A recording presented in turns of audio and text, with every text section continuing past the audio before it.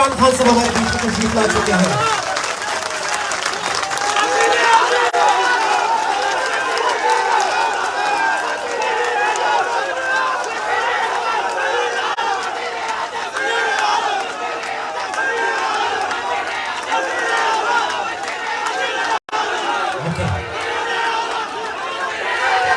जी बिस्मिल्लाह, time बहुत कम रह गया, बैठ जाइए बैठ जाइए बैठ जाइए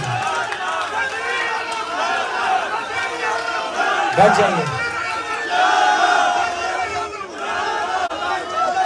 ओके, अगर आप चाहते हैं कि इमरान खान साहब से खिताब करें तो अपनी अपनी जगहों पर बैठ जाइए, वरना आप ही बात करते रहेंगे। बैठ जाइए सब बैठ जाइए। अल्लाहू अकबर। बिस्मिल्लाहिर्रहमानिर्रहीम। हम आगाज़ करेंगे। इमरान खान साहब की ये फेवरेट कलाम भी है और उनके दिल के जज्बात भी हैं, और अल्लाह ने जिस तरह हर दौर में अपने बंदों को इज्जत भी दी है, कामयाबी भी दी है, इंशाअल्लाह ताला हमारे कप्तान को भी अल्लाह इज्जत तो दे ही रहे हैं, कामयाबी भी बहुत जल्द मिलेगी।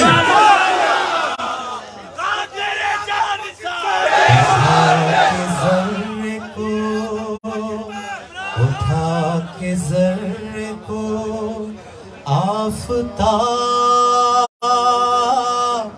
बनाने वाले, अपने बंदों पे रहमत लुटाने वाले, उठा के ज़र्रे को आफ़ताब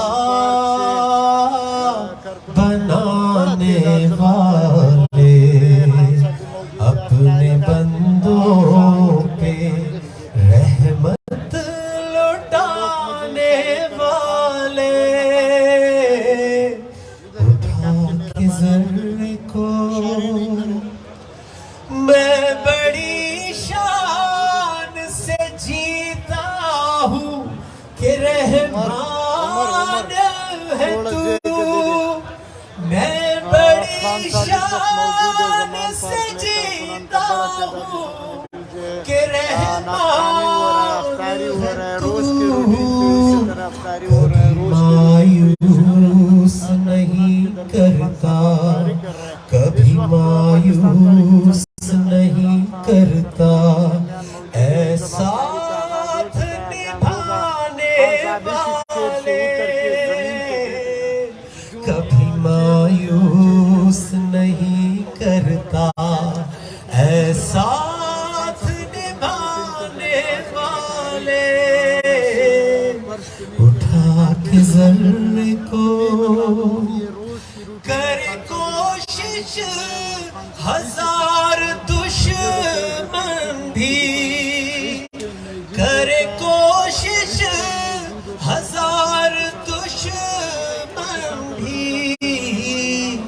मिट गए हैं हमेशा, मिट गए हैं हमेशा, तेरा नाम मिटाने वाले, उठा के ज़र्रे को।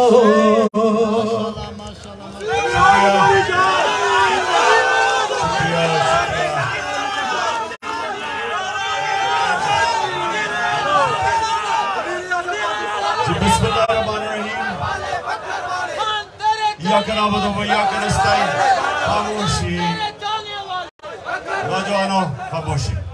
अच्छा जी, सबसे पहले तो मैं अपनी पार्टी के यहाँ डिस्ट्रिक्ट के सदर बैठे हुए हैं, मैं उन सबको आज खुशामदीद कहता हूँ।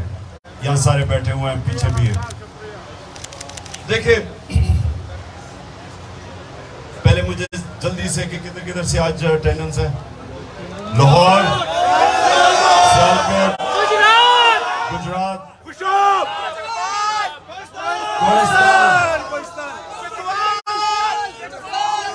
डिस्ट्रिक्ट प्रेसिडेंट हमारे साहिबान,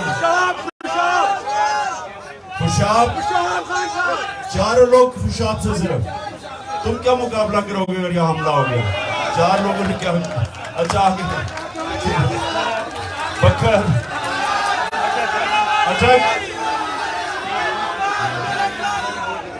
मियां वाली نہیں آپ کے اوپر خاص ذمہ داری ہوگی اگر یہ کوئی سوشل میڈیا پر سوشل میڈیا اچھا جی اچھا آج بس بس بس بس بس دیکھیں آپ وزیرستان میں کیسے پہنچ سکتے ہیں اچھا یہ سننا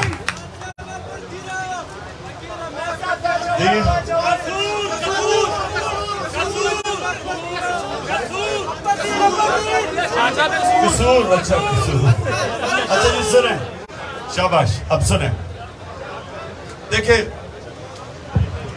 میں پھر سے اپنے نوجوانوں آپ کو میرا جو آج پیغام رمضان کے مہینے میں کہ اللہ نے آپ سب کو صلاحیت دی ہے لیڈر بننے کے لیے آپ اللہ کی سب سے عظیم مخلوق ہیں مسئلہ یہ ہے کہ ہمیں پتہ ہی نہیں ہم زندگی سے گزر جاتے ہیں اس چیز کا علم ہی نہیں ہمیں ہوتا کہ اللہ نے ہمارے میں کتنی صلاحیتیں دی ہیں جو بھی انسان ہے وہ لیڈر بن سکتا آپ سب آپ تحریک انصاف کے کارکن ہیں آپ سب لیڈر بن سکتے ہیں اب لیڈر بننے کے لیے میں نے صرف جو صلاحیتیں آپ کو بتانی ہیں کیونکہ ہمارے نبی صلی اللہ علیہ وسلم دنیا کی تاریخ کے سب سے عظیم لیڈر تھے نہ کبھی آیا ایسا لیڈر اور نہ کبھی آ سکتا اب اس کی کیا صلاحیتیں تھیں وہ لیڈرشپ کی کیا صلاحیتیں تھیں جو میرے نبی میں تھی سب سے پہلے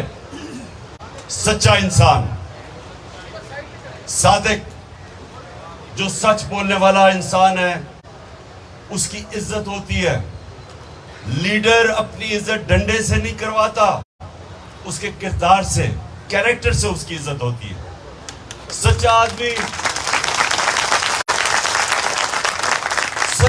جدھر بھی چلا جاتا ہے جدھر بھی سچا آدمی جاتا ہے جس مرضی دین میں معاشرے میں جس مرضی ملک میں سچے آدمی کی ہمیشہ عزت ہوتی ہے جب اسلام پھیلا دنیا میں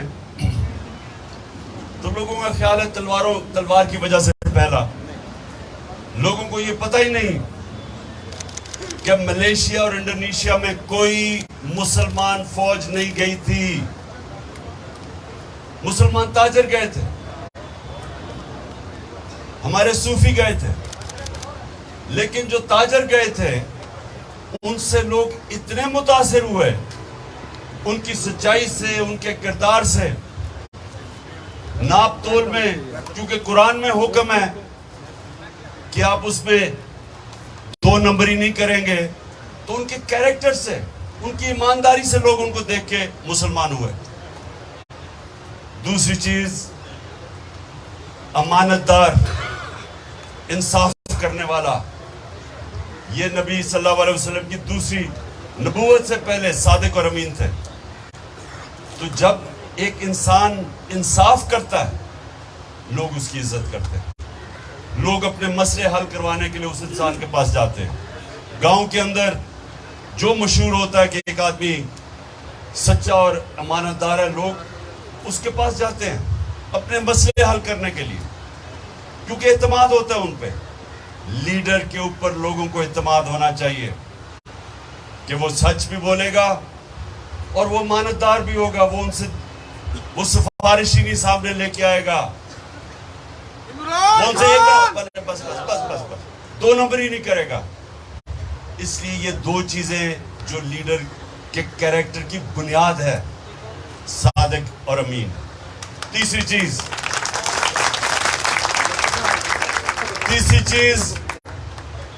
کہ ایک بزدل آدمی لیڈر نہیں بن سکتا وہ ایک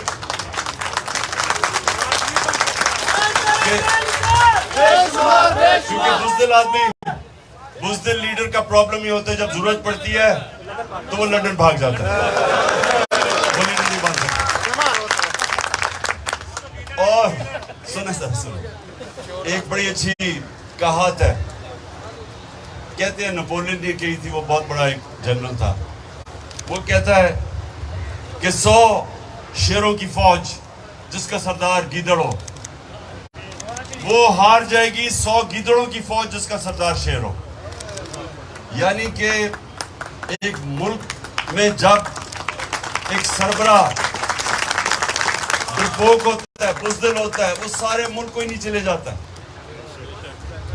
اور ایک جنرل جیسے خالد بن ولید, جو دنیا کی تاریخ میں شاید ہی کوئی ایسا جنرل آئے ہو جو کبھی ہارا ہی نہیں, اور ہمیشہ جب وہ مقابلہ ہوتا تھا تو ان سے زیادہ نفری بہت زیادہ دشمنوں کی ہوتی تھی, لیکن وہ بڑا عظیم لیڈر تھا. اگلی صف پہ لڑتے تھے اور کبھی کوئی جنگ نہیں ہارے, کیونکہ اور اللہ نے اس کو خطاب دیا تھا سیف اللہ, اللہ کی تلوار. لیکن سارے جتنے بھی بڑے لیڈر تھے, بابر تھا جو پہلا مغل بادشاہ تھا, وہ بھی خود فرنٹ رو پہ لڑتا تھا, دلیر تھا. جو بھی بڑا, جس نے بھی بڑے کام کیے, وہ پہلے اپنے خوف کو قابو پاتا ہے, پھر وہ لیڈر بنتا ہے.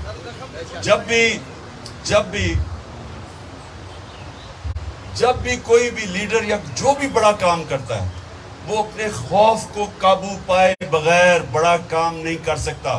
یہ نہیں کہ ہمارے میں خوف نہیں ہے, خوف ہوتا ہے ہم سب میں, لیکن کامیاب انسان, بڑا انسان اس خوف کو قابو پاتا ہے. اس لیے اللہ قرآن میں کہتا ہے کہ جو لوگ ایمان لے آئیں میں ان کے خوف دور کر دیتا ہوں. یہ بہت بڑی بات ہے, یہ سمجھیں یہ آیت. نعرہ تکبیر! ابھی نہیں, وہ ٹائم کا میں کتنا رہ گیا, ٹائم 10 منٹ رہ گئے, ذرا میں بات ختم کروں. یہ بڑا آپ کو سمجھنے کی چیز ہے کہ خوف ہم سب میں ہوتا ہے, لیکن کامیاب انسان اپنا خوف کے اوپر قابو پاتا ہے. آپ کو پتا ہے آج تک کوئی بڑا بزنس مین ہی نہیں بنا جو نقصان سے ڈرتا ہو, نقصان کرنے سے بزنس میں ڈرتا ہو. وہ رسک لیتا ہے, بڑا بزنس مین بڑی رسک لیتا ہے. بڑا انسان بڑی سوچ رکھتا ہے, بڑا انسان بڑے فیصلے کرتا ہے. اور بڑا فیصلہ کیوں ہر کوئی نہیں کر سکتا؟ کیونکہ لوگ ڈرتے ہیں. اگر وہ فیصلہ اگر وہ کامیاب نہیں ہوتا, وہ فیل ہو جاتے ہیں, اسے ڈرتے ہیں. جو آدمی ہارنے سے ڈرتا ہے وہ کبھی جیتنا نہیں جاتا, اس کو جیتنا ہی نہیں آتا. ہار سے جو ڈرتا ہے وہ جیت نہیں سکتا. چوتھی چیز ایک لیڈر میں چاہیے. لیڈر اپنی میں کو قابو کرتا ہے. جو میں ہے نا, میں جس کو ایگو کہتے ہیں, جس کو اقبال ایک طرح خودی بھی کہتے ہیں, جب تک آپ اپنی میں کو قابو نہیں پاتے آپ بڑا انسان نہیں بن سکتے. جب تک انسان میں سے باہر نہیں نکلتا, بڑا انسان ہوتا ہے جس کی بڑی سوچ ہوتی ہے. بڑی سوچ اپنے سے نکل کے بڑی سوچ ہوتی ہے. نبی صلی اللہ علیہ وسلم رحمت للعالمین تھے, سب انسانوں کے لیے رحمت بن کے آئے تھے. مسلمانوں کے لیے نہیں بن کے آئے تھے, انسانیت کے لیے آئے تھے. اس سے بڑا انسان کیا ہو سکتا ہے؟ خود سوچے نا, اس سے بڑا انسان کیا ہو سکتا ہے کہ وہ اپنی فیملی کے لیے نہیں, وہ اپنے قبیلے کے لیے, اپنے شہر کے لیے نہیں, وہ انسانیت کے لیے آیا تھا. یہ ہوتا ہے بڑی سوچ, انسانوں کی قدر کرنے, انسانوں کی بہتری کے لیے. یہ ہوتا ہے ایک عظیم انسان اور عظیم سوچ. تو جو بھی دنیا میں, جس کو دنیا یاد رکھتی ہے, یہ پھر سے یاد رکھیں, جس کو دنیا یاد رکھتی ہے اس کی ہمیشہ بڑی سوچ ہوتی ہے, اپنے میں سے نکل جاتا ہے باہر. یہاں جتنے بھی آپ برے صغیر کے اندر چلے جائیں, اسلام کیسے پھیلا تھا؟ بڑے بڑے بزرگ آئے تھے, ولی اللہ, داتا صاحب, میاں میر, بابا بلے شاہ, نظام الدین اولیاء, معین الدین چشتی, یہ بڑے بڑے لوگ تھے. آج بھی آپ چلے جائیں تو لاکھوں لوگ ان کے مزار پہ آئے ہوئے ہوتے ہیں. کیوں آتے ہیں؟ اب یہ سوچیں نا، اپنے سے سوال پوچھیں. ابھی بھی داتا صاحب کا عرس ہوتا ہے، آپ لاہور میں جو رہتے ہیں، آپ دیکھیں کس طرح دنیا آتی ہے. کیوں آتی ہے؟ بابا فرید گن شکر، سارے یہ سارے عاشق رسول تھے. یہ سب اپنے نبی صلی اللہ علیہ وسلم کی سنت پہ چلنے والے تھے.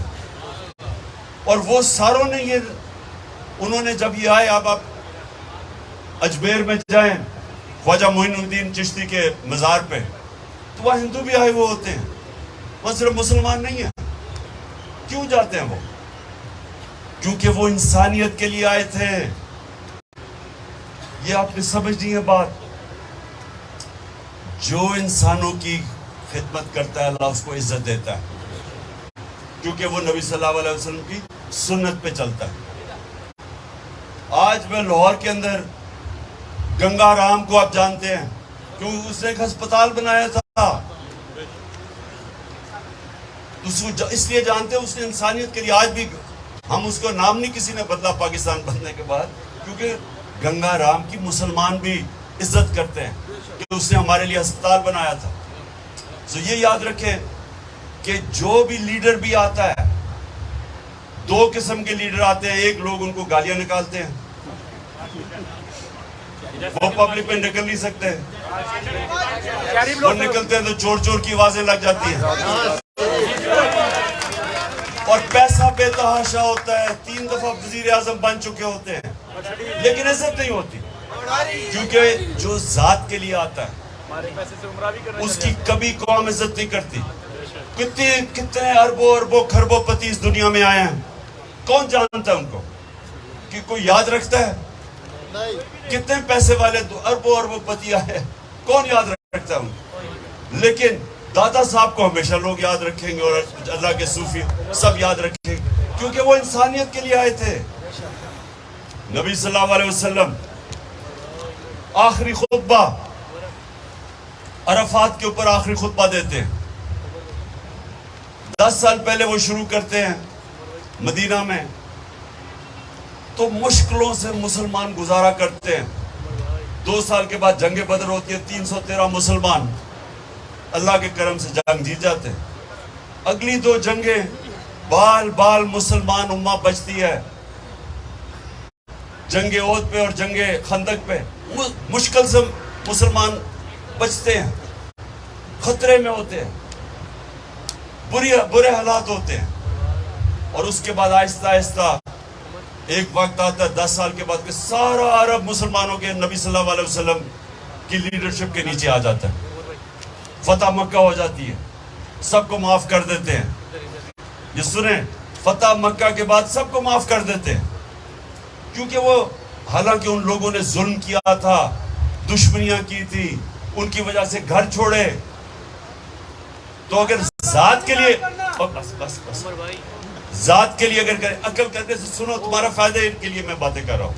ساری زندگی یاد رکھنا جو میں تمہیں بتا رہا ہوں. چار چیزیں لیڈر بننے کے لیے. تو انہوں نے سب کو کیوں معاف کیا؟ کہ وہ اپنی ذات کے لیے نہیں کر رہے تھے. تو جب وہ عرفات کے اوپر اپنا آخری خطبہ پڑھتے ہیں،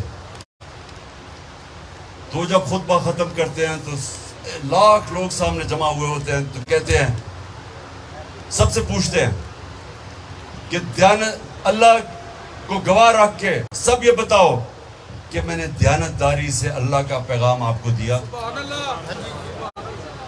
کیونکہ انہوں نے کہا آج میں نے تمہارا دین مکمل کر دیا ہے، اور اب دیانتداری سے بتاؤ اللہ کو گواہ رکھ کے کہ کیا دیانتداری سے میں نے اپنا دین آپ تک پہنچایا، پیغام دیا.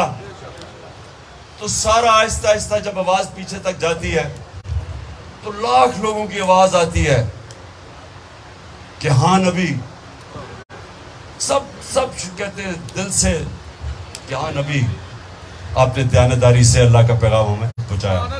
اور پھر رونا شروع کر دیتے ہیں لوگ. لاکھ لوگوں کے آج رونے کی آواز آنی شروع ہو جاتی ہے. کیوں؟ کیوں آتی ہے؟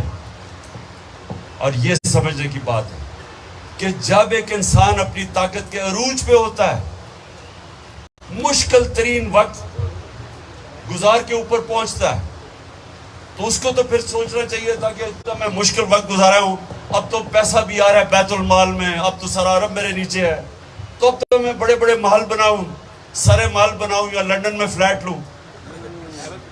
لیکن دنیا کے عظیم لیڈر، ان کو وہ اسی مسجد نبی میں تھے، کوئی اپنی رہائش نہیں بدلی، کوئی رہن سہن نہیں بدلا، ویسے ہی رہے، کیونکہ ذات کے لیے نہیں آئے تھے وہ۔ اور انہوں نے اور لوگ کیوں رو رہے تھے؟ کیونکہ لوگوں کو پتا تھا کہ اب انہوں نے اپنا پیغام مکمل کر دیا ہے، ان کی مشن پوری ہو گئی ہے، تو اس لیے لوگ رو رہے تھے کہ اب یہ ہمارے ساتھ نہیں رہیں گے، یہ اپنے اللہ کے پاس جانا چاہتے ہیں۔ تو اس لیے لوگ رو، کیونکہ وہ ذات کے لیے نہیں تھا۔ یاد رکھیں، آپ جب ماشاءاللہ آپ جب لیڈر بنیں گے سارے، تو آپ نے ایک چیز یاد رکھنی ہے، جب آپ کو پاور اور پوزیشن ملے گی، جس دن آپ نے اس کو اپنی ذات کے لیے استعمال کیا، آپ بھی ان لوگوں کی طرح ہوں گے جن کی تاریخ کبھی آپ کو یاد نہیں رکھے گی اور برا بھلائی کہے گی آپ کو۔ جس دن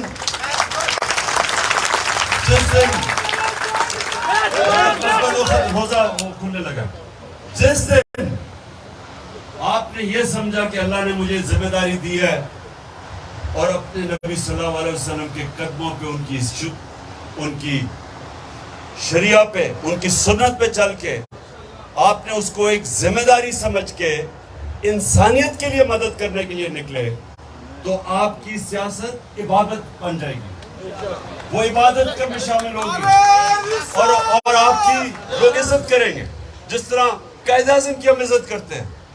کینسر سے مار رہے تھے قائد اعظم، انہوں نے اپنے دشمنوں کو نہیں پتا چلنے دیا کہ وہ کینسر سے مار رہے ہیں، کہ کہیں وہ پاکستان کو بننے سے روک نہ دیں، اور یہ بھی پتا تھا کہ میں جب پاکستان بنے گا میں زندہ زیادہ دیر نہیں رہوں گا۔ اس کے باوجود جس محنت سے، جس قربانی سے انہوں نے پاکستان کے لیے جدوجہد کی، وہ اپنے لیے نہیں ہمارے لیے کر رہے تھے، نہیں تو آج ہمارا وہی حال ہونا تھا جو ہندوستان میں مسلمانوں کا ہو رہا ہے۔ جس طرح وہ بیچارے مسلمان رہ رہے ہیں، ہمارا بھی وہی حال ہونا تھا۔ اور قائد اعظم نے تب سوچ لیا تھا، مسلمانوں کو کہا کہ اگر تم نے پاکستان نہ بنا تو تمہیں نہیں پتا تم انگریز کی غلامی کے بعد ہندو کی غلامی کرو گے، جو آج مسلمان کر رہے ہیں ہندوستان میں۔ اس لیے ہم ان کے لیے پیار، اس لیے ہم قائد اعظم کی ہمیشہ عزت کریں گے، اور اسی لیے نیلسن منڈیلا کی ساؤتھ افریقہ میں ہمیشہ عزت ہوگی، کیونکہ وہ اس نے 27 سال جیل گزار کے سب کو معاف کر دیا، کیونکہ اس کا بھی مقصد اپنی ذات سے بڑا تھا۔ دعا کر لیں، ہاتھ اٹھائیں۔ سب سے پہلے اللہ پاکستان کو وہ ملک بنا جو مدینہ کے ریاست کے اصولوں کے اوپر، مدینہ کے اصولوں کے اوپر کھڑا ہو اور ایک عظیم قوم بنے۔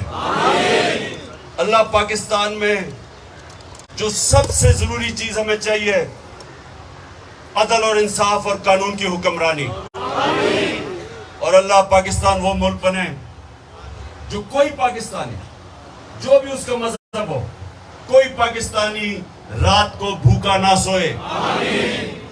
اور یہ آخر میں، یہ میرے یہاں کوہستان سے بھی آئے ہوئے ہیں وہ لوگ جدھر نوکریوں ڈھونڈنے کے لیے باہر جاتے ہیں، عرب ممالک میں جاتے ہیں، بیوی بچوں کو سالوں کے لیے چھوڑ کے چلے جاتے ہیں، ماں باپ کو، تو پاکستان کو اللہ وہ ملک بنا، اتنا خوشحال ملک بنا کہ باہر سے لوگ پاکستان میں نوکریاں ڈھونڈنے آئیں۔ آمین۔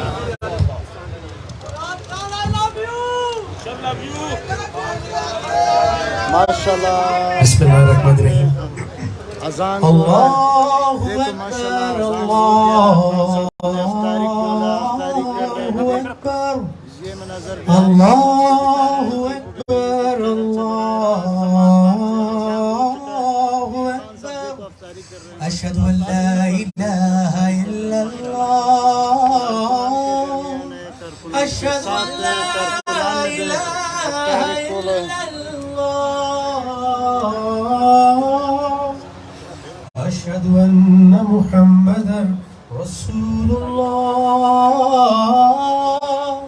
أشهد أن محمدا رسول الله حي على الصلاة حي على الصلاة حي على الفلاح حي على الفلاح الله أكبر الله أكبر